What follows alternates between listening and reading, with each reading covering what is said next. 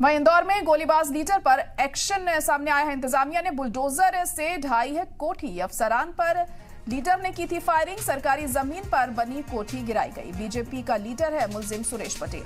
तो अहम खबर इस वक्त आपको बता रहे हैं, इंदौर से आ रही है, जहां पर गोलीबाज लीडर पर एक्शन हुआ है। इंतजामिया ने बुलडोजर से उसकी कोठी को ढा दिया है।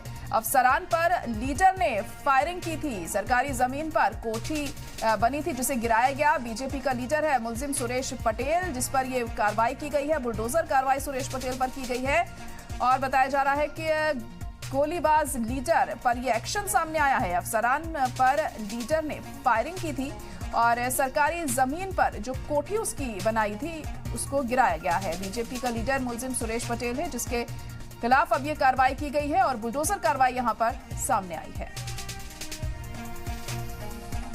तो इंदौर में यह मामला देखने को मिला है, जहां पर इंतजामिया ने बुलडोजर से इस शख्स की कोठी को ढा दिया है। बीजेपी लीडर सुरेश पटेल की कोठी को बुलडोजर से गिराया गया। तस्वीरें आप देख सकते हैं किस तरह से यहां बुलडोजर कार्रवाई को अंजाम दिया गया है। पूरी कोठी को मलबे में तब्दील कर दिया गया बुलडोजर के जरिए,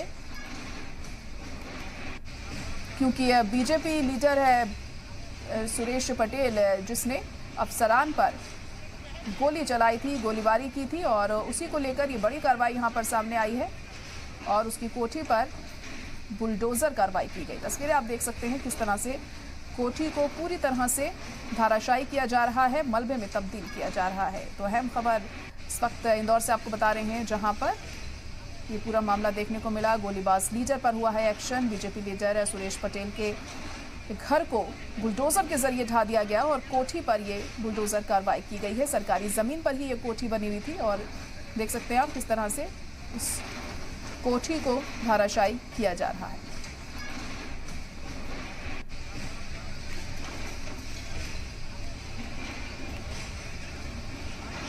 दरअसल इंतजामिया ने बुलडोजर के जरिए इस कोठी को ढाया। अफसरान पर लीडर ने फायरिंग कर दी थी और सरकारी जमीन पर ही ये कोठी बनाई गई।